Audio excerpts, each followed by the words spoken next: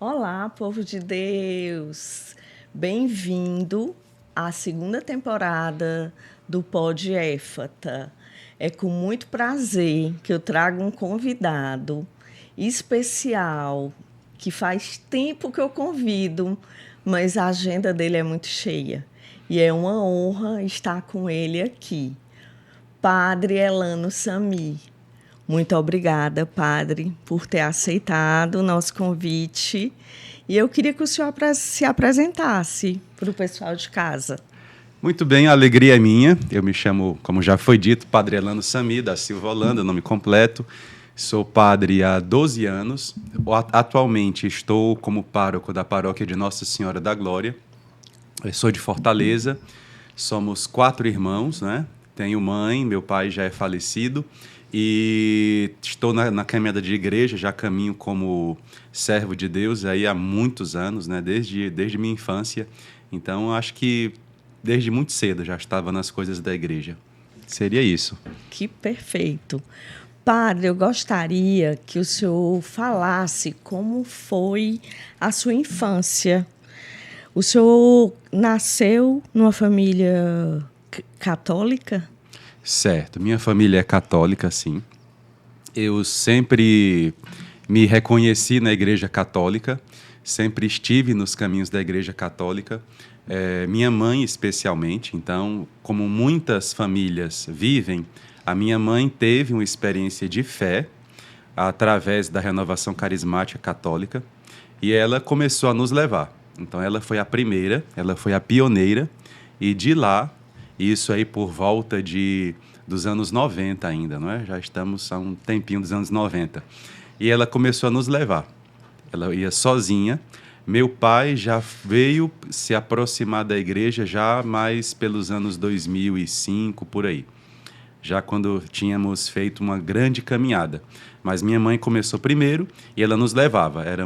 Somos 4 filhos, 4 irmãos, e ela nos levava todos, né, eu ainda pequeno, para os retiros, para os encontros. Queremos Deus, encontro com o Padre Jonas, então sempre a gente estava ali com ela. Que joia! E todos os irmãos hoje são católicos, praticantes? Todos somos, sim. A minha irmã mais velha, não é, tem 2 filhos, ela mora em Maracanaú, a cidade que a gente foi morar depois de Fortaleza, e a gente, sim, temos a experiência católica. De padre só eu, mas são 3 casados, e meus outros irmãos também. Um chega até a tocar e cantar na igreja, então somos bem engajados na igreja, sim.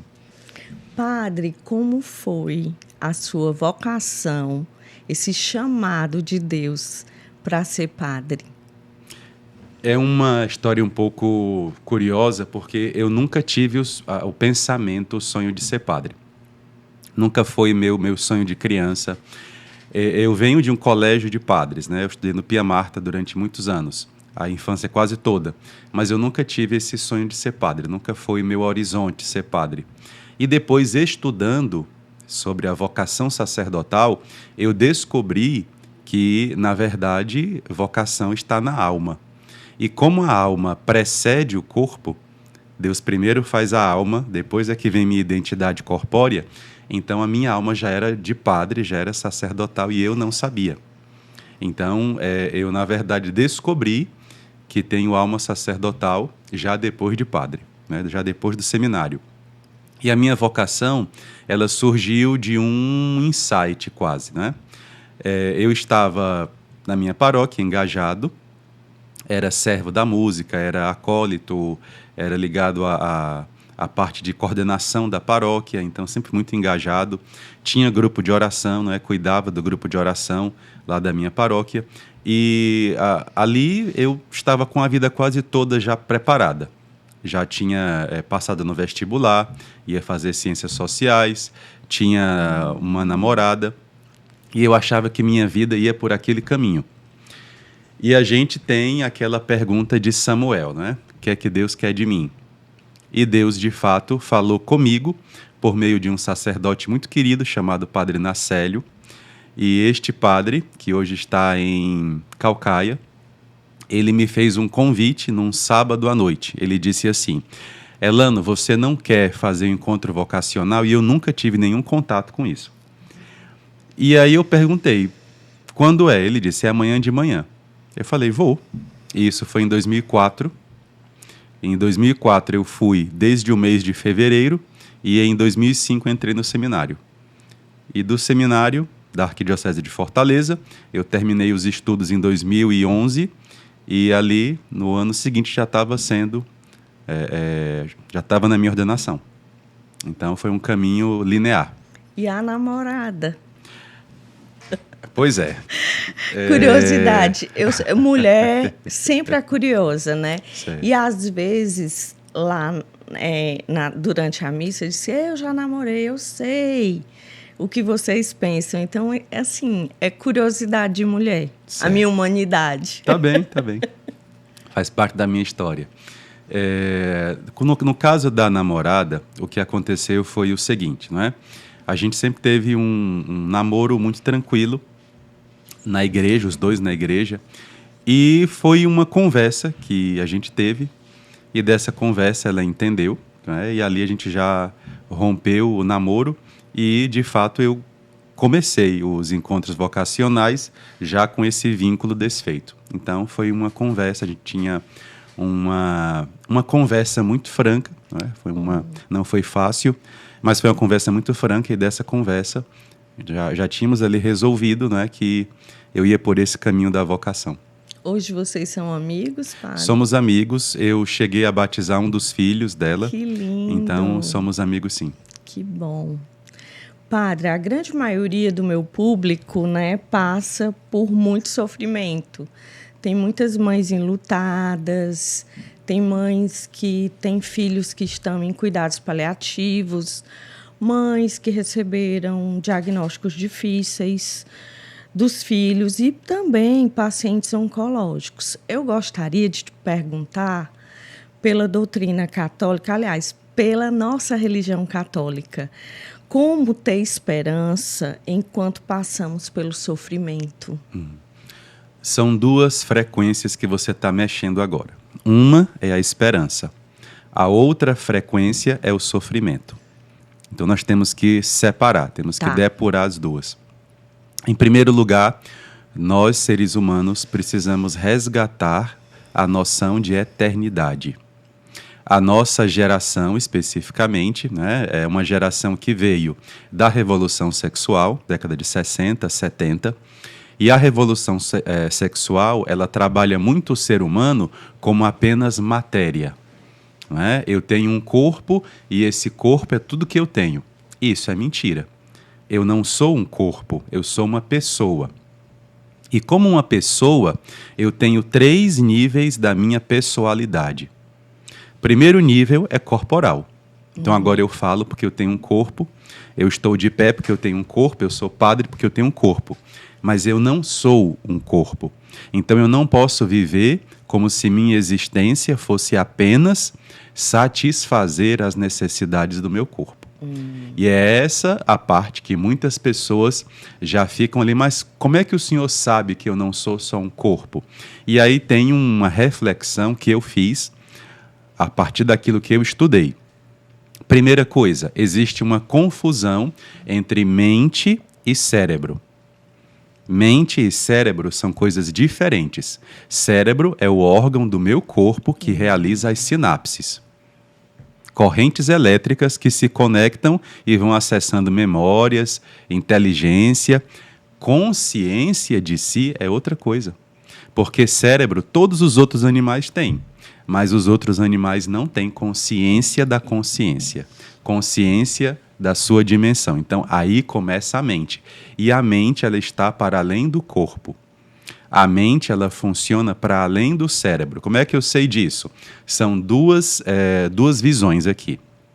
Primeiro, você tem muitas pessoas que tem experiência ali daquela situação de sono, quando você está entre a vigília e o sono, paralisia do sono, é uma maneira também de você acessar isso. A outra, temos também a abordagem direta do inconsciente, que até na psicologia isso é muito realizado, e temos, terceira coisa, principalmente aquilo que a gente chama nos registros médicos de experiência pós-mortem.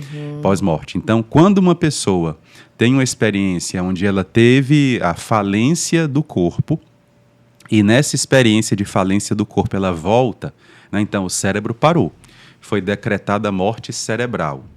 E também a pessoa estava ali num coma profundo e registrou-se que o seu cérebro tinha parado. Mas essas pessoas, quando voltam, elas narram quase todas as experiências. E elas narram não a partir dos olhos físicos e nem narram a partir do próprio corpo. Elas narram como se estivessem olhando o corpo de cima. Verdade. E não é uma questão esotérica, é porque a mente funciona para além do corpo. Quando eu comecei a associar essas coisas, aí eu fui percebendo, aqui é um indício de que o ser humano não tem apenas a visão dos sentidos. Eu tenho sentidos exteriores, que para nós são 5, para os judeus são 8, e eu tenho os sentidos interiores, que são dispositivos que Deus pôs na minha mente e na minha alma para eu poder descobrir essa realidade para além do corpo. Aqui eu estou tratando a sua primeira pergunta, esperança. Como é que eu vou ter esperança? Eu vou ter esperança porque a minha vida é mais do que esta realidade. Se minha vida é mais do que isto aqui, eu tenho que ter consciência do que eu vivo no corpo, na mente ou psique e na minha dimensão, que é o meu espírito. Então eu tenho 3 acessos, eu tenho 3 portas por onde a minha vida vai se espraiando. E sobre o sofrimento, eu fico com a visão de São João Paulo II. O sofrimento é inerente a esta vida. E aqui eu vou chamar esta vida de bios, vida biológica. O ser humano tem 2 vidas, biológica e vida zoe, né? Ou vida biológica e vida espiritual. Essa vida ela é assim.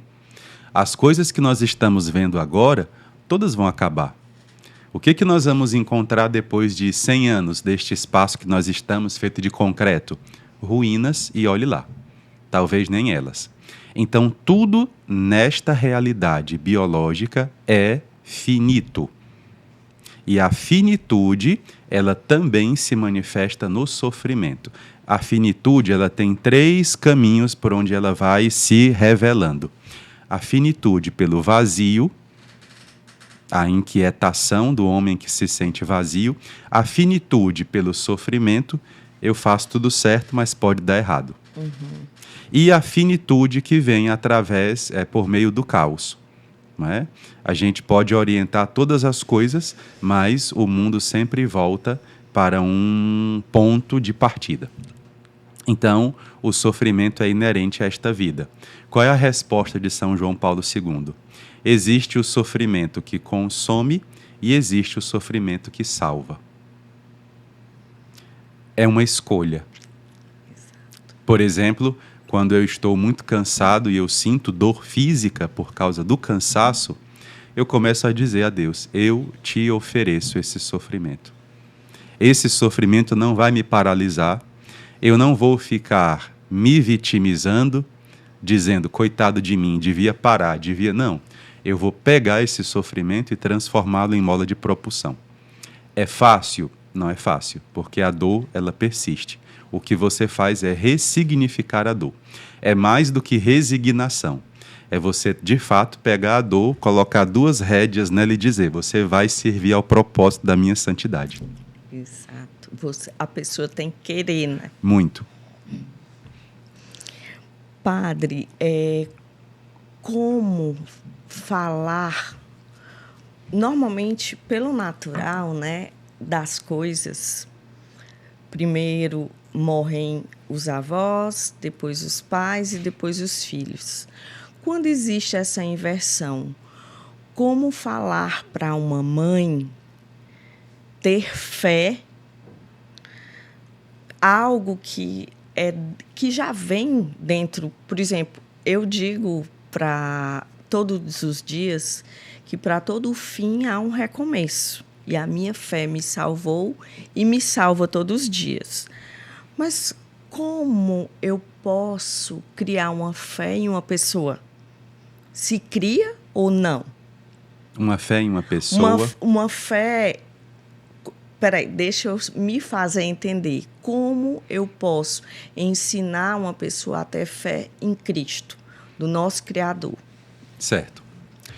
São duas coisas também aí. Primeiro, sobre como ter fé. Fé não é um pensamento de otimismo. A fé, ela vem de um relacionamento. A gente aprende isso quando estuda as 4 palavras que vêm do mundo grego e do mundo hebraico. No mundo grego, fé tem 2 expressões, pistis e kritis. A fé pistis é a confiança naquilo que ainda vai acontecer. Vou dar um exemplo. O pai sai de casa e diz: meu filho, volto mais tarde, vou trazer um chocolate para você.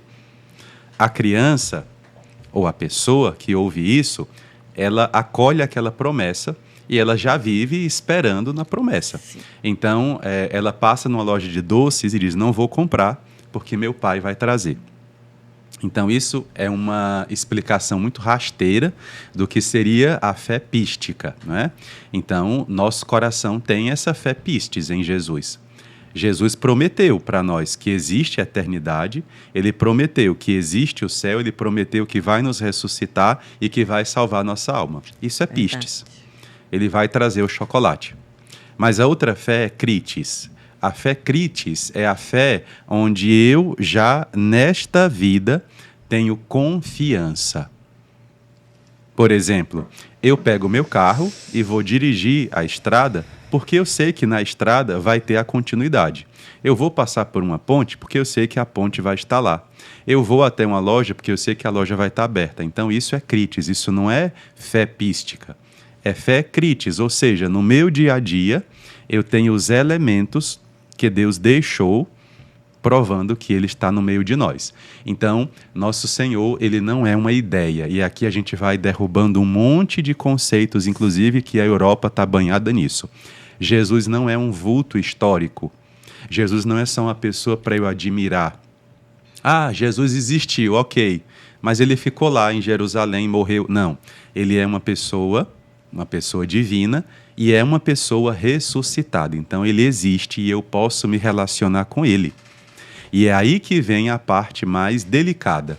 A fé, ela precisa de uma experiência pessoal. Como o ser humano é social, mas também ele é indivíduo, eu tenho que ter uma experiência pessoal com Cristo. A experiência social com Cristo, a gente tem pela nossa tradição, que o Ocidente é católico. Mas a fé pessoal, essa fé no sentido individual, eu tenho que me encontrar com ele. E é por isso que nós devemos promover esses encontros, como agora neste podcast. Nós queremos que as pessoas tenham esse contato. Se façam a pergunta: Jesus está vivo? Eu quero falar com ele. Né? E a outra parte, a outra explicação que vem do mundo hebraico, fé também é dito como emet e emuná. E aí as palavras são mais simples. Confiança total. Então eu confio. Quando eu me relaciono com uma pessoa e essa pessoa me ama e eu a amo, eu confio. E a outra parte é apoiar-se nas promessas. A minha vida não está só aqui. O ser humano é o único que transita entre passado e futuro. Então eu tenho que transitar nessas 3 esferas, do hoje, o amanhã e o ontem. Sem ficar preso no ontem e sem ficar preso no amanhã, que aí você tem depressão e você tem ansiedade. Então, viver este hoje. E essa dimensão do luto, e eu queria já começar a tratar isso com você, é dessa inversão que você falou, quando os filhos morrem antes dos pais. Eu acredito que são 2 processos aí. Primeiro é um processo de desilusão. Eu tenho minha vida programada. E no programa da minha vida, eu tive filhos e eu acredito que esses filhos vão viver e que eu vou partir antes deles. Exato. Então, quando acontece a quebra dessa sequência, e é sim uma sequência natural, é uma sequência biológica. Quando acontece a quebra dessa sequência, eu preciso começar a entender uma coisa muito simples. Meu sofrimento deve ser um sofrimento pela razão certa. Eu estou sofrendo pela ausência da pessoa que eu amo. Eu não posso sofrer simplesmente porque houve uma inversão na ordem de partir. E aqui eu sei que não é fácil, mas eu acompanho pessoas que morrem há muitos anos. Desde que me tornei sacerdote, eu percebi que o padre ele está nas horas de nascimento e está nas horas de morte. E eu, inclusive, escolhi para minha conclusão de curso o tema sobre morte. Nossa. Então, eu tratei sobre morte na teologia. Talvez eu já estivesse adivinhando, né? Eu já estivesse antevendo, que a adivinhação não existe, já estivesse antevendo que Nosso Senhor queria que eu estivesse nesse lugar. Então, eu tive a experiência científica com a morte, a abordagem teológica, a abordagem doutrinária, a abordagem da medicina e a abordagem da filosofia e da psicologia, tudo isso no meu TCC, e depois tive a experiência de viver isso pela morte dos outros. Então, já tive experiência onde as pessoas tinham que encontrar corpos de pessoas que se suicidaram. Já tive experiência onde fui o primeiro a chegar num acidente antes da família. Nossa. Tive experiência de crianças que foram vítimas de acidentes. Então, e tive a experiência de perder o meu pai, que foi de um adoecimento por câncer e depois partiu, né, na minha casa. Eu tive ele na minha casa até o dia da morte, até a hora da morte. Então, eu tive uma visão ampla sobre o que você está falando. Primeira resposta, quando acontece essa inversão. Cada vida tem um tempo determinado sobre a Terra. E sendo ironia ou não, nós não sabemos quanto dura este tempo. Os santos recebem uns avisos de quando vão morrer. Nossa. E como vão morrer. Os meus 2 filhos receberam aviso. Então, são presentes de Deus. Porque quando um santo, quando uma pessoa que Deus escolheu, né? Por isso que eu chamo santo, recebe um aviso de como vai morrer e quando vai morrer, foi o caso dos seus filhos, é o caso do Beato Carlo Acutis e outros, né? Também Santa Teresinha, São Padre Pio. Quando recebe-se uma notícia dessa, o coração fica em paz. Não existe angústia. Padre, exatamente. Eles disseram, mãe, não tenho medo de morrer. E quando ele faleceu, padre, eu sei que o senhor é um entrevistado, mas é uma coisa interessante mesmo para confirmar o que o senhor está falando. Ele disse, mãe... Aliás, o padre que ele confessava, que era o mentor dele, espiritual, que ele ia para acampamento, depois que ele faleceu, ele disse, Dona Cris, eu queria lhe dizer uma coisa. Eu digo, pois não, o seu filho sempre confessou comigo, mas a maior curiosidade dele era saber como era o céu. E eu nunca pensei, ele nunca me perguntou isso. E eu chorei horrores, para variar, né, padre? Eu sendo eu. Então, esse padre até hoje disse, seu filho era um santo, pelo que eu conheci, porque ele nunca reclamou. E é difícil, mas eu aceito, eu agradeço. Eu não consegui agradecer a Deus, hoje eu agradeço, mas não é fácil. Eu tenho uma visão muito simples, Cris, e eu acredito que as coisas profundas podem ser simples. Eu acho que as pessoas que complicam a linguagem, elas querem nos enganar. Pessoas que dificultam, colocam palavras... As coisas de Deus são profundas e simples. Mistérios, né? O mistério é assim. Quando você está diante de uma morte prematura, aos nossos olhos, porque uma vida dura de 70 anos em diante.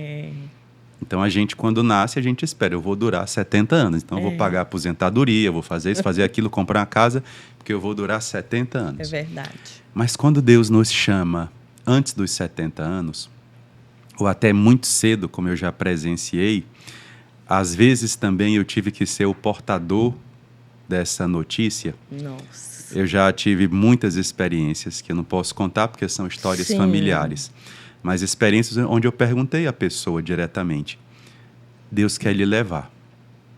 Você está pronto? E a pessoa apenas desceu uma lágrima e disse: já estou. No dia seguinte, a notícia de que tinha falecido. Então, também é um mistério muito profundo, muito profundo. E eu tive essa experiência de que a morte é também um mistério, não é um abismo, é um mistério. E até coloquei isso no meu TCC. Vida, nascimento e morte são duas pontas do mistério da vida. Com Jesus Cristo, a segunda ponta, que é a morte, não é mais o fim. Então agora a gente tem a esperança da ressurreição, que é recobrar a carne, né? Um dia eu vou estar de novo com este corpo. E a outra noção que eu tive quando meu pai morreu foi a seguinte: se você ficasse com o seu pai, ele ia viver essas sequências de dores. Ia ser só isso: remédio, hospital, dor. Melhora, passa um tempo, depois remédio, hospital e dor. É assim. E a pergunta que Deus fez a mim, pessoalmente na minha oração, foi a seguinte: você cuidou do seu pai? Eu falei: até o fim. Ele perguntou assim para mim, na minha oração: o que é que ele faz pensar que eu não vou cuidar bem dele? E aí eu entendi que a morte é entregar a pessoa nas mãos de Deus. E aqui eu entendi outra coisa, Cris. Eu quero cuidar de quem eu amo. Eu quero ser o responsável. Eu quero dizer: Senhor, eu estou cuidando. E esse entregar para Deus é difícil. Porque é você dizer: eu não vou mais cuidar. Não é? E aí foi o que eu comecei a pensar no velório mesmo. Agora não adianta plano de saúde. Agora não adianta dinheiro. Agora não adianta visita da família. Para mim adianta porque eu estou para ser consolado. Mas para ele não adianta. Agora é oração. É o vínculo da fé. E que bom que o Deus que meu pai adorava é o mesmo Deus que eu adoro. Que agora nós estamos ligados pela fé. E a última camada do meu luto foi a seguinte: haverá um reencontro. Eu estou juntando sua família no céu. Então, quando vem uma mãezinha, por exemplo, que sofre um aborto espontâneo, ou até mesmo um aborto provocado, eu digo a ela, ou digo ao pai: você já tem uma parte da sua família no céu. Então, nada impede que agora Deus leve o restante da família para lá. Entendi. E estamos unidos, sim. Eu tenho muito a experiência da intercessão dos santos, que são pessoas que morreram. Mas eu vejo a presença, eu vejo a vitalidade. E foi outra coisa surpreendente, Cris. É claro que eu não sou uma pessoa alienada, eu estudo e gosto de estudar. E quando meu pai morreu, a primeira coisa que eu percebi foi a seguinte: ele não está mais aqui neste corpo. Não está mais aqui. Esse corpo que eu estou aqui agora entregando no necrotério para a funerária, eu fiz todo esse processo que é muito dolorido. Eu sei. Primeira vez que eu vi o corpo do meu pai sem vida, a minha mente não conseguia associar mais. Porque, de alguma maneira, era a fisionomia dele, mas não era mais ele. E aí eu comecei a entender: ele está vivo. Eu consigo sondar, eu consigo perceber a presença, não aqui, mas eu consigo perceber que ele não foi aniquilado. Espiritualmente, ele continua a existir. Então, não é um acabar tudo. É claro que foi muito doído, não é? Mas eu entendi ali, na morte dele, porque a morte de outras pessoas eu não tinha esse contato de filho e pai. Mas na dele eu entendi, ele continua. A vida continua, a vida é mais forte que a morte. É verdade. E o amor continua, né, Padre? Se ele continua a existir, não aqui na Terra, mas continua a existir, eu posso continuar a amá-lo. Sim. Padre, agora me veio uma pergunta que sempre me perguntam, e eu vou fazer essa pergunta. Eu tenho uma resposta, né, mas eu quero ouvir a sua resposta. Tem pessoas que dizem assim: meu Deus, eu esperei tanto milagre. A minha filha era tão religiosa, minha filha se confessava, minha filha era merecedora desse milagre. Mas por que que ela não foi atendida? Por que ela não mereceu esse milagre? Aí eu queria que o senhor respondesse. Depois eu posso até lhe dizer a minha resposta, Por ou favor. se o senhor quiser antes, eu posso dizer. Diga logo. Pronto, a minha resposta é que apóstolo Paulo sempre... Eu adoro apóstolo Paulo, gosto muito de ler. Ele dizia que viver para ele é Cristo e morrer para ele é lucro, porque ele vai morar no céu, na casa do Senhor. No dia que meus filhos faleceram, eu achei que fosse uma tremenda tragédia. Eu chorei, eu não queria mais viver. E depois eu percebi que a morte também era um milagre de Deus, porque os meus filhos tinham uma doença que era um câncer cerebral. E eles estavam numa condição acamados. Não tinha mais mobilidade. Eu que fazia tudo, eu levava no banheiro, não consegui terceirizar. E aí, padre, eu não vou ser egoísta de querer eles dessa forma. E eles diziam, mamãe, se for para eu viver sem ser eu, ou seja, sem minha motricidade, sem minha autonomia, eu não quero viver. A minha filha fez uma carta pedindo várias coisas. Não faça a distanase, que é prolongar e dar mais remédios para que ela vivesse. Então, assim, quando a mãe chega e me fala isso, digo, olha, você pode não entender agora, mas a morte para ela também foi um milagre. E uma coisa linda que eu vi foi uma mãe que tinha uma criança de 1 ano. Essa criança estava no berço, começou a gritar e ela foi mordida por um escorpião. E ela começou a chamar pessoas para levar para o hospital e a ambulância chegou e essa criança parou 2 vezes na ida ao hospital. Isso foi na internet. Quando chegou no hospital, teve 6 paradas. Resultado, essa criança sobreviveu, mas com sequelas tremendas, estado vegetativo. Aí ela veio até mim e disse, Cris, a sua esperança, a sua força é tão grande e você teve esperança até o último dia. E tive, padre. Eu esperava o milagre até o fim. E hoje eu espero o milagre do meu filho. E eu digo, muito bem. Nós que temos fé, a gente precisa acreditar realmente no milagre, porque Deus está conosco. E aí agora eu quero ouvir sua resposta. Pois não. Para essas mães que esperam o milagre e ficam revoltadas porque o milagre não chegou. Nós temos aí uma questão muito profunda que eu creio que é, na verdade, antropológica. Nós temos uma noção de que o milagre é um presente, não é? Ou seja, é uma noção grega. No mundo grego, da mitologia grega, os deuses, eles dão presentes para as pessoas. Uhum. Então, por exemplo, você tinha os filhos de Poseidon, que ele tinha com as mortais. Aí ele dava presentes, dava uma capa, dava uma espada que fazia isso, né? Então, são dons, são presentes. Para nós, o milagre é simples. É uma intervenção de Deus na história. A história devia acontecer 2 mais 2, 4. Uhum. E Deus diz, não, 2 mais 2 agora vai ser 5. Neste caso. Então, é uma intervenção de Deus na história. O que narra muito bem o que nós estamos conversando é a ressuscitação de Lázaro. Então, Lázaro tinha um propósito de vida. Qual era? Mostrar que Jesus é a ressurreição e mostrar que Jesus ia ressuscitar. Então, Jesus utiliza a morte de Lázaro para fazer um milagre. Qual o milagre? Um corpo que já estava com mau cheiro há 4 dias, já tinha passado o tempo do velório. Jesus diz, vem para fora, e ele vem.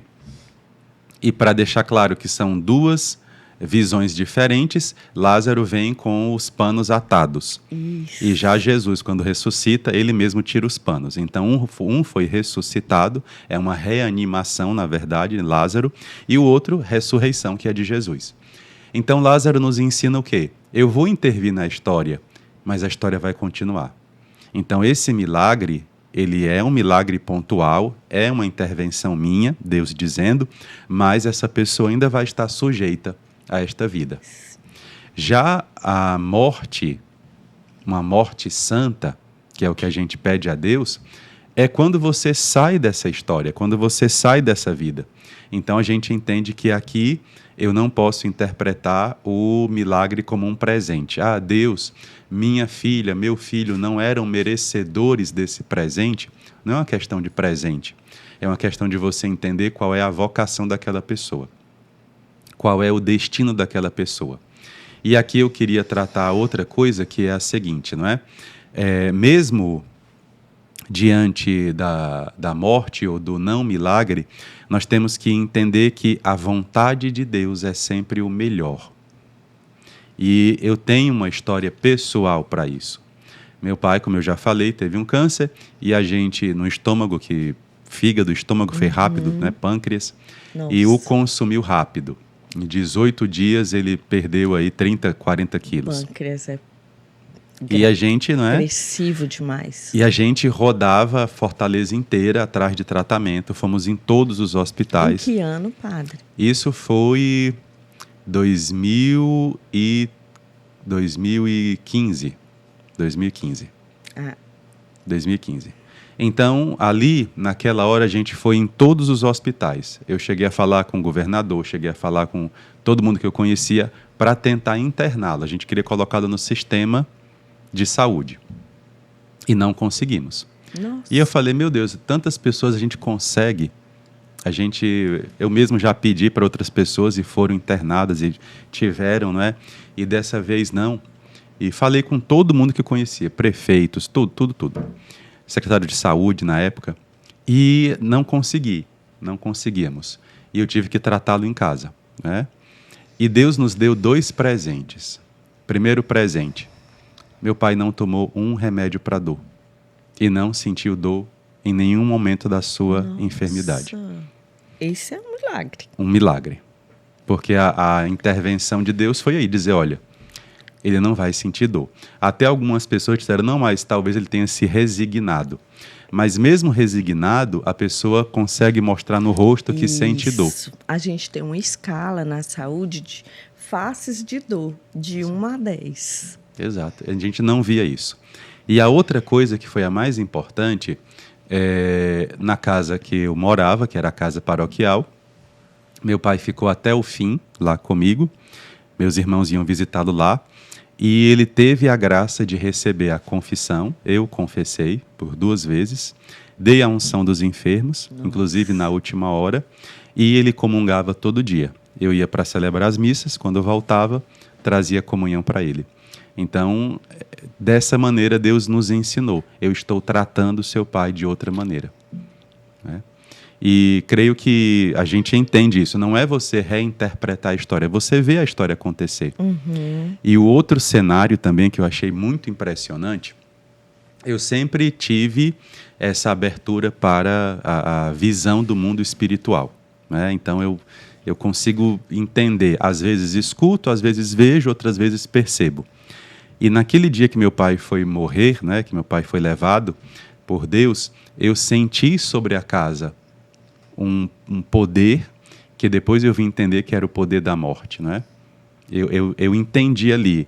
Foi um dia totalmente diferente. A percepção que eu tinha da minha própria casa era diferente, as coisas eram diferentes. Então, depois, o meu anjo da guarda me dizia, isso aqui é a morte acontecendo. Então, é um cenário muito... E não era mórbido. Eu sentia que era um poder que eu não podia evitar de acontecer. Eu senti a mesma coisa comigo, dentro do hospital. Até chamei a manicure para pintar a unha dela, padre. E hoje, quando eu sou chamada para visitar pacientes de cuidado paliativo, na hora que eu abraço, eu sinto se ela vai partir ou não. Sim. É impressionante. Sim. Mas eu não sei que dom é esse, mas eu não queria. Mas a gente recebe, né?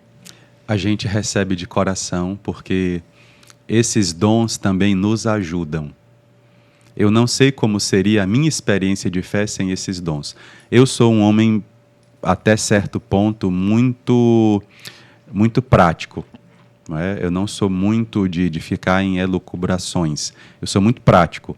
Mas com esses dons que Deus me deu, e tem horas que eles se manifestam mais fortes que outras horas, então não adianta você dizer assim, padre, fale sobre isso aqui. Não, não é. É na hora que Deus diz, agora eu quero falar. E eu não sei como seria a minha experiência diante da vida sem esses dons.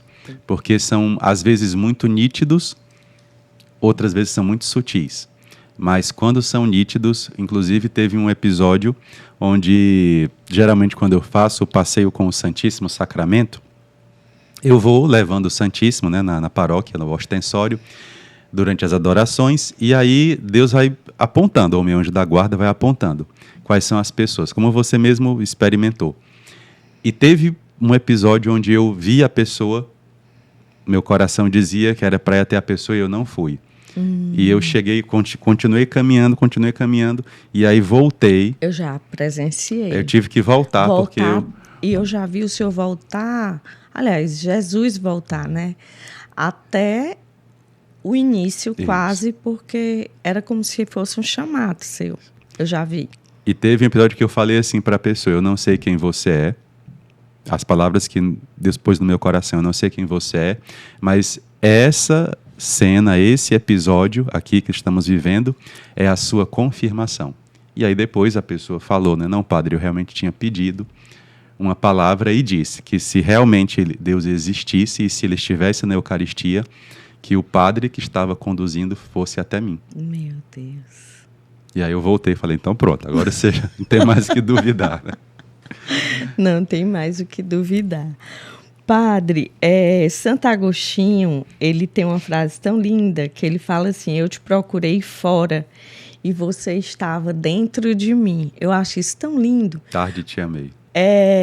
Porque muitas vezes a pessoa diz assim, não, Deus existe, Deus está ali. Mas assim, se você não... O que aconteceu comigo? Eu tirei a minha dor e preenchi. Claro que eu ainda sinto, eu acomodei. Eu peguei meu vazio e preenchi muito o meu espaço com Deus. Preciso aprimorar mais e preciso me encher mais. A palavra que eu sigo hoje é confiança. Então, eu te pergunto, eu sei que as perguntas são muito parecidas, mas como preencher esse espaço? Porque eu digo assim, uma fé isolada, ela é morta.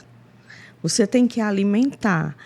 Eu queria que o senhor falasse para as pessoas de casa como se alimenta essa fé, como buscar Deus dentro de você. Tem uma coisa que eu acho que é preciso que eu fale antes. Eu creio que eu estou aqui comunicando com pessoas que têm alguma sofisticação intelectual e isso é bom. E algumas pessoas podem pensar o seguinte, mas perder alguém tem suas nuances. Tem sim. Uma coisa é você perder uma pessoa que é da sua família, mas que o relacionamento não era tão próximo. Acontece. Há pessoas que mãe e filhos não se dão tão bem. Eu e meu pai, acontece. A perda dói, mas você até certo ponto diz, eu já caminhava só. Então dói porque é um sangue que está rompendo os laços. Mas eu sigo. Agora, quando você perde alguém que está dentro, porque o amor tem esse poder, né? O amor traz a pessoa para dentro. O amor vai preenchendo a sua própria vida com a vida do outro. Então, como você vai viver se aquela pessoa que você perdeu era uma pessoa que você, de fato, tinha todos os níveis do amor? O amor de dependência, o amor de sintonia e o amor de sacrifício. E aqui a gente começa a compreender, não é? Por que Santo Agostinho fala que Deus está dentro. Não é ele que estava fora de si, agora ele encontrou Deus que estava dentro. Santa Mônica pediu a Deus, né, 33 anos para o filho se converter, que é Santo Agostinho. Tanto tempo, né, padre? Porque ele gostava de coisas mundanas, né? Sim. Santo Agostinho, ele tem um perfil muito interessante. Ele é um homem douto, é um homem culto, já era um homem culto na corte romana. E ele, como um homem culto, estudou muito a filosofia grega, já pela língua latina, não é? Mas estudou muito a filosofia, e ele tinha uma cultura muito vasta. E é comum que algumas pessoas que tenham cultura vasta comecem a viver a soberba. Há muitas pessoas que têm essa doença, não é? Não, eu conheço muita coisa, eu tenho muito arcabouço, então eu vou me tornar um homem cheio de mim mesmo. É a primeira pobreza, você trocar Deus por você mesmo. Verdade. E como é que você se preenche de Deus, né? Primeiro, Deus, ele se manifesta a nós no relacionamento pessoal. É pessoal, é você conversar. Você tem que fazer como uma criança. Criar intimidade, né, padre? Como uma criança. Você tem que chegar, parar e dizer, Deus, você está aqui, eu quero conversar com você. E aí tem um dispositivo que eu descobri e falo sobre isso quando tenho oportunidade, e agora é uma delas. Dentro de nós, na nossa consciência, nós temos 2 lugares. Nós temos o lugar do eu e nós temos o lugar da consciência. Não é? O eu é aquele que percebe a consciência, e a consciência é a luz. Isso aqui é a escola estoica. Então eu tenho esses 2 cenários, e muitas pessoas se relacionam consigo dessa maneira, o eu e a consciência. Padre, como é que isso existe? É muito simples. Há vezes que você toma uma decisão e você mesmo quebra a sua decisão. Ah, vou fazer uma dieta. Não, mas eu vou comer só isso aqui. Parabéns, viu, padre, pela sua dieta. Quer uns parabéns? Eu lhe dou. Obrigado. Então, você tem esse dispositivo. É a sua própria consciência que está aí, essa luz da consciência e o eu que estão conversando. Quando Deus chega nesse lugar, Deus é o terceiro que entra aí. Deus é o terceiro personagem, né? Não criado, mas pelo que ele é. E quando Deus chega, eu consigo perceber que não sou eu que estou falando, nem é minha consciência que está falando. Tem uma voz na minha alma, tem uma palavra na minha alma, tem uma luz na minha alma que nem é da minha consciência, que a minha consciência apenas tem intuição e episteme. Então, não é, nem é intuição, não é um insight, nem é conhecimento. É uma outra coisa que está aqui. E nem sou eu que falo, porque o meu eu, ele é sempre um degrau a menos daquilo que eu tenho consciência. Então, é algum dispositivo diferente. E nessa hora a gente começa a entender que esse dispositivo, essa voz é uma pessoa.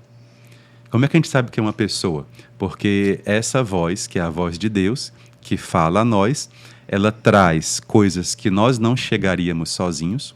Verdade.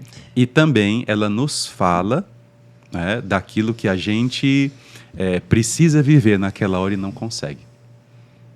Então é como um condutor da nossa vida mesmo. Interessante. Padre, eu queria que o senhor falasse para as mães, por exemplo, existe um percentual de 16% a 20% de suicídio de mães que perdem filhos, né?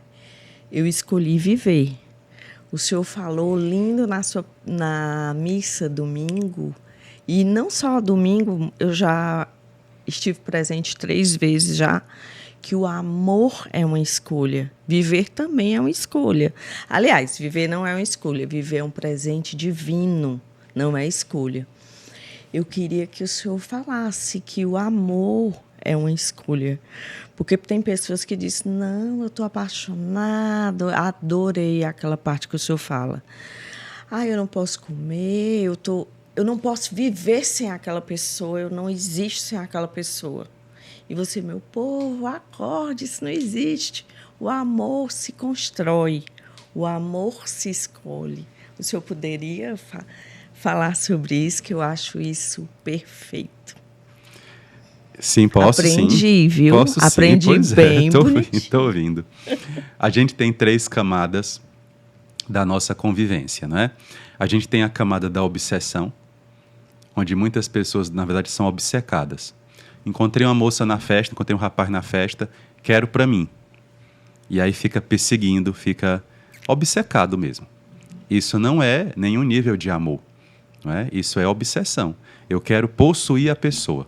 Entendi. Tanto que muita gente, quando conquista aquele ou aquela a quem estava obcecado, não sabe o que fazer, porque era só obsessão, não é? Segundo, nós temos a camada que é a da adicção, que é o vício, a dependência, não é? E aí está a paixão. Muitas pessoas são apaixonadas. A paixão, ela é um tipo de vício. Ela libera hormônios que são viciantes, ela desperta partes do cérebro que são ligadas ao vício. E temos esse amor que nosso Senhor fala. E esse amor que nosso Senhor fala nem é uma adicção, nem é uma obsessão. É uma decisão de vida. E aqui, para fazer o link com o que nós estamos falando, com o que você perguntou, a maternidade, ela não pode ser uma obsessão. Tanto que a gente tem esses filmes que falam, né, daquelas mães que não querem que o filho cresça, por exemplo, né? Porque não admitem que o filho corte os cordões que vão sendo cortados ao longo da vida. Então, a maternidade, a paternidade, a vida de casado, a relação de pais e filhos não pode ser uma obsessão. E há, sim, pessoas obcecadas. Há famílias que vivem essa obsessão. Segundo, também não pode ser uma dependência. Tem muitas mães que sofrem quando vão levar os filhos para a escola. Tem mães que os pais se separaram, não é? Que o esposo, né, está separado. E quando o filho vai passar o convívio lá com o esposo, adoecem. Porque com o ex-esposo. Por quê? Porque é claro que eu entendo que é a preocupação, a maternidade é cuidado, mas eu tenho que entender que eu crio o meu filho para que ele seja independente. Verdade. E uma das fases da maternidade é observar para aplaudir ou para chorar. Porque uma hora você criou seu filho para isso. Uma hora ele vai dizer: mãe, eu quero minhas próprias decisões. E essa talvez seja uma das questões mais delicadas do que nós vamos falar aqui. Quando você perde seu filho, você deixa de ser mãe? Até certo ponto sim, e até certo ponto não. Por que deixa de ser mãe? Porque a maternidade, de modo prático, deixa de existir. Sim. Eu não preciso mais pensar em alimentar, em educar, em cobrir com cobertor. Essa fase da maternidade acabou. Mas a ligação entre mãe e filho não acaba. Verdade. A ligação entre mãe e filho é para sempre. É uma ligação que vai persistir, inclusive, na eternidade. Esposo e esposa não vão para a eternidade. Você que casou, quando chegar no céu, você não vai viver com a sua esposa, com seu esposo como casados. Não vai ter mais. Mas você, como mãe, vai ter. Que perfeito, padre. Como pai também, senão os pais ficam com raiva. Mas vai continuar, a família vai continuar. Padre, eu queria que o senhor falasse um pouco do céu. Certo. Foi uma questão que eu refleti muito, não é? A gente chama isso na igreja de novíssimos. Céu, purgatório e inferno. Morte e ressurreição. São os novíssimos. Por que tem esse nome? Porque são as promessas que nós ainda vamos viver. Como a história tem duas pontas, passado e futuro, e eu estou no meio, transcorrendo, então tem coisas que eu já vivi e tem outras que eu ainda vou viver. Uma delas é o céu. Primeira coisa, e a mais difícil, filosófica. Tudo que a gente fala, a gente tem que usar uma linguagem para falar. Essa linguagem pode ser pensamental, essa linguagem pode ser oral, e essa linguagem pode ser de emoções, de sentimentos. Quando nós falamos do céu, nossa linguagem não abarca nem a de pensamento, nem a linguagem oral, que agora eu falo em português, nem a linguagem das emoções. Então é muito comum as pessoas pensarem assim. Até ouvi uma vez um cantor dizendo: eu não quero ir para o céu não tem cerveja. Aí essa pessoa está pensando o quê? Ela está pensando na eternidade como uma repetição desta vida. Ou está muito ligado na matéria. Ou ligado à cerveja, né? Ou vício, né? Tá ligado, obcecado. O vício, né? Então, o céu, a gente não consegue tratar com uma linguagem que seja nossa. Vou aqui entrar numa pequena polêmica, né? Todas essas pessoas que falam sobre vida alienígena. E tem ET não sei o quê. Enquanto eles apresentarem formas que são totalmente daqui, é um disco voador. É um humanoide, tem olho assim, mas não tem orelha. Tudo isso é uma distorção da realidade.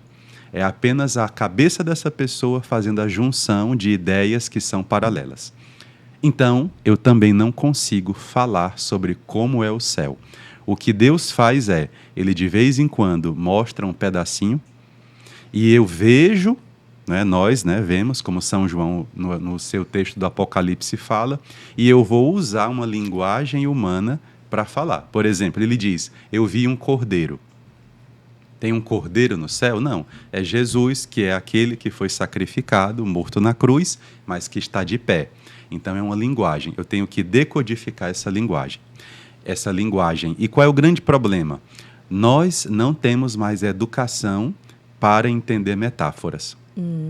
Então, quando a nossa mente não consegue mais entender metáforas, a gente está achatando o nosso conhecimento, que é o que está acontecendo, estamos num processo de embrutecimento. É verdade. Então, eu também não vou conseguir entender o céu. Padre, o que é o céu? 2 questões. Primeiro, o céu é a continuidade da minha vida, só que agora na eternidade. Amém. Então, eu saio do tempo e do espaço. Primeiro conceito. Segundo conceito sobre o céu é o retorno para Deus. Quem me fez não foi minha mãe e meu pai. Quem me fez foi Deus.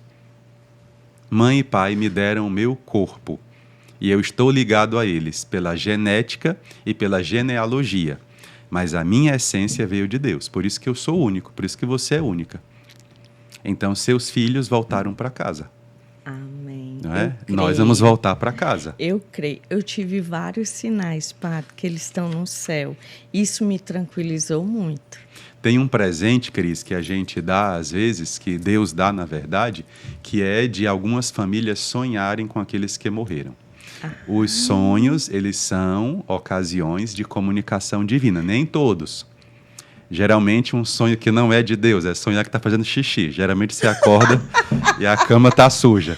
Mas os sonhos, eles são comunicações de Deus. Eu sonhei com Pedro do lado de São Padre Pio, ele era muito devoto, e do lado de São Francisco de Assis. Aí eu olhei, Pedro, o que é que tu está fazendo aqui? O que é que tu está fazendo aí? Mãe, eu moro aqui. Aí eu digo, eu não acredito. Eu acordei nesse dia, eu não sabia se eu chorava ou ria, mas de alegria. E são muitas coisas já, de acordar e sentir um cheiro de rosas ou sentir cheiro depois do sonho. A minha filha sempre vem a mim, mas assim, com piadinhas, como era, né? Então eu fico muito feliz. Padre, nós somos... O Éfata, com Cris Luque, é patrocinado pela Casa do Gesso. E a Casa do Gesso mandou uma lembrancinha para o senhor, que a Renata vai entregar agora. As meninas, elas ficam a Casa do Gesso fica na 24 de maio, 1342. Elas possuem imagens católicas de excelente qualidade. As proprietárias são Tatiana e Tice Aragão. E elas também estão presenteando a Igreja da Glória. E o senhor vai escolher, porque a imagem é grande, é de 80 centímetros. Por isso que ela não veio agora. E aí elas vão mandar deixar, porque elas ou querem saber se o senhor... Depois a gente conversa nos bastidores. E, gente, quem quiser... Olha que imagem linda que o padre está ganhando. Muito bonita mesmo, viu? A Sagrada Família na cruz. Dentro da cruz, né, padre? Quem quiser, gente, imagens católicas, vão na Casa do Gesso, vão tomar um cafezinho com a Tati ou a Tice. Se por acaso não tiver a imagem, elas vão procurar fazer com todo carinho e amor. Padre, elas sempre pedem ao Espírito Santo para dizer qual a imagem. Aí a gente fez essa, tem uma lá nos bastidores ali para o senhor levar para a dona Vileuda, sua mãe. Tá ali, certo, vou levar, tá? sim. E essa de 80 centímetros a gente combina, porque tem umas escolhas que o senhor vai fazer para o senhor fazer uma rifa lá na igreja, Muito obrigado, ou o que o senhor viu? quiser fazer. O nome das proprietárias? Tatiana e Ticiana Aragão. Ticiana é e a Casa do Tatiana. Gesso, na Para eu 24 de lembrar, maio. um nome é russo, outro nome é latino, né? Ih, que chique! Elas ficam na 24 de maio, 1342. Que Deus abençoe. O senhor indo lá, o senhor vai ser muito bem recebido, vai tomar um cafezinho, uma água. Tá bom, vou sim. Padre, a gente já está quase no final, uma pena. Depois eu queria marcar com o senhor, eu já li 6 vezes Apocalipse, eu tenho uma verdadeira apreço por esse capítulo desse livro. Aliás, esse final, né? Dizem que ele não era para ser no final, mas deixaram ele no final. E depois eu queria lhe convidar para a gente conversar sobre Apocalipse. Será uma bênção, viu? E eu agora gostaria que o senhor deixasse uma mensagem para as mães que estão em casa, para as pessoas que estão lhe assistindo. Gente, o Padre Elano, eu me apaixonei desde a primeira vez que eu fui, porque ele é um homem de Deus, ele tem uma unção que sai dos poros. E quando eu chego lá, sempre eu vou conhecendo as pessoas quando eu vou sentando. Tem pessoas de Maranguape, que são cidades vizinhas, que vêm só para a missa. E hoje em dia o pessoal não diz assim, vou na Igreja da Glória. Não, eu vou assistir a missa do Padre Elano. E eu acho isso muito interessante e perfeito, porque o senhor é um estudioso. As suas pregações, a homilia, são de muito saber. Eu tenho aprendido bastante. E assim, quando a Renata às vezes diz assim, Cris, e aí? A gente vai às 11 ou às 7. E eu fico, a gente tem que chegar quase 2 horas antes para pegar um lugar, padre. Mas eu digo, vamos, Renata, nem que a gente sente no chão. E eu agradeço muito, assim, pela palavra, pelos seus estudos, porque a gente percebe que o senhor é muito estudado. Agradeço demais esse tempo que o senhor dedicou aqui no programa. Eu queria que o senhor deixasse uma mensagem para as mãezinhas que estão assistindo e as pessoas. Não sei se elas presentearam de propósito, acredito que sim. Aqui nós temos 2 significados interessantes que são femininos. Padre, mostra aqui. Um deles é a concha. A concha é um símbolo da criação. Né? Santo Agostinho até associou a Santíssima Trindade, mas é um símbolo antigo que tem a ver com a criação. É uma concha, que nós temos 4. E o outro é a flor de lis, que é esse daqui, que também representa a feminilidade. Né? E a gente encontra, de fato, na Sagrada Família e na cruz, não é? Todo o apoio da Virgem Maria. A base da família é a feminilidade, né? É a flor de lis, e a criação, né? A concha, a criação também do feminino. Cris, são apenas palavras simples, né? O nome que você escolheu, que é o nome Éfata, ou Éfatá, ele significa abre-te, significa rompe, né? É tirar aquilo que está impedindo. E são 2 coisas que rompem o ser humano. A primeira delas é o veneno da serpente, que entrou nos nossos ouvidos, nos nossos olhos, no nosso paladar e na nossa mão. Porque a primeira mulher, ela ouviu a serpente, ela viu o fruto, ela mordeu o fruto e ela tocou o fruto. Então, nossos sentidos são confusos. Depois vem René Descartes e vai dizer, né? Os sentidos são enganadores. Está na Bíblia já, né? Nossos sentidos são confusos. E é verdade, existe um veneno que circula em nós e nós temos que tirar essa confusão. Existe muita confusão. E a confusão, ela vem da não compreensão da realidade. Então, eu vejo uma coisa, interpreto outra. Escuto uma coisa e entendo outra. Tudo isso é confusão, veneno. E o outro veneno é dentro da alma do ser humano. É o outro fechamento, que é quando o ser humano escolhe fazer o mal. É quando o ser humano escolhe pelo mal. Então, quando Jesus disse essa palavra para o surdo, não é? Foi. Ele diz, efatá, ele está dizendo, eu vou tirar o veneno que estava em você. Então, por isso que Jesus tocou os ouvidos para romper, né? Para tirar, e falou para que a palavra entrasse no ouvido.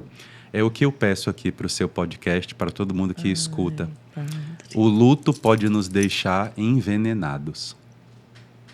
O luto pode nos deixar feridos, e essas feridas podem nos fechar. Então, quando Jesus diz para nós também, éfata ou éfatá, ele está dizendo, o teu luto não é a tua morte. O luto está no tempo. E qual é o tempo do luto? São 3. Você tem o luto de uma semana, você tem o luto de um mês e você tem o luto de um ano. Então, vocês que estão passando pelo luto, se deem esse tempo. Deem o tempo de uma semana, deem o tempo de um mês e de um ano. E depois, vocês vão sempre revisitar o luto, mas cada vez mais sem confusão. Sem entender que o luto é o final, né? Ou que a morte é o final. E eu queria que essa palavra chegasse aos corações. Sobre o que você disse da Paróquia da Glória, a gente tem vivido uma graça de Deus muito grande. Eu creio muito que o Espírito Santo está sobre aquele lugar e está nos escolhendo para uma missão, e nós só podemos dizer sim. E eu sei o final da minha história, eu sei o que vai acontecer comigo, não posso revelar porque Deus não permitiu, mas eu agradeço muito a Deus por tudo que Ele vai fazer até lá. Amém. Eu sei que eu estou nas mãos de Deus. Então eu entendo o que São Paulo diz. Não tem mais diferença entre viver ou morrer, porque tanto um quanto o outro me levam para Deus. Que lindo, Padre. Muito obrigada. Que Deus te abençoe. Amém. Amém. E abençoe cada um dos seus telespectadores, ouvintes, dos seus fãs também que lhe acompanham. Ajude eles.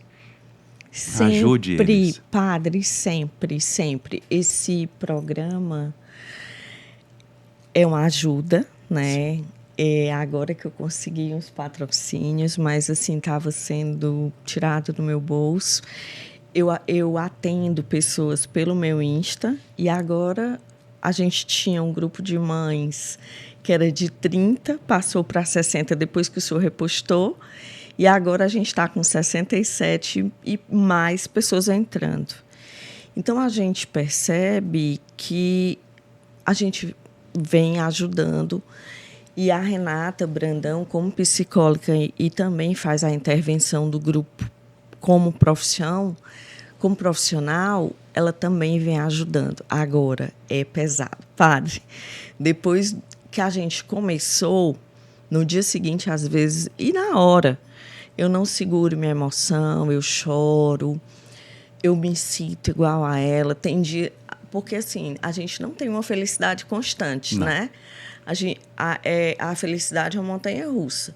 Hoje a gente está na internet, cheio de bebês reborn, essas coisas assim. Todo mundo quer mostrar que está constantemente feliz, e não existe essa felicidade, né? Vi até o padre Christian dizendo que não vai mais... Não esperem ele batizar um bebê ou dar a primeira comunhão ou catecismo para o bebê reborn, que ele não vai. E a gente está realmente essa vida onde pessoas não buscam realmente ajuda médica, né? Porque a gente vê uma sociedade muito doente. E eu quero um dia ser 1% do senhor, fazer a diferença na vida das pessoas. Eu acho que essa é a minha missão. Eu já comecei. E todo dia eu dou sim a Deus, eu dou meu sim a Ele, para que Ele me faça de instrumento dEle. Porque material eu não quero nada, Padre. Mas, porque tudo de melhor Ele já me presenteou, que foram meus filhos.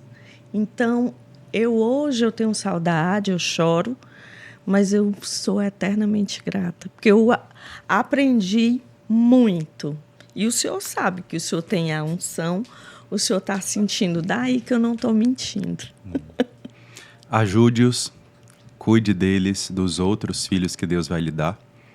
Como São Padre Pio, eu lhe digo, através da unção de São Padre Pio, monte um hospital de almas e trate dessas pessoas, porque são dores invisíveis. É verdade. Enquanto um hospital trata de feridas no corpo, diagnósticos, a gente não tem hospital de almas. Então, trate da alma dessas pessoas. Nosso Senhor vai te recompensar muito, tenho certeza. E não se preocupe que um dia vai haver o seu reencontro com os seus filhos. E esse reencontro será de bênçãos, porque será para sempre, né? Eu um dia também vou reencontrar meu pai, tenho certeza. E esse reencontro vai ser em Deus e vai ser para sempre. Sem dor e sem câncer mais. Amém. Obrigada.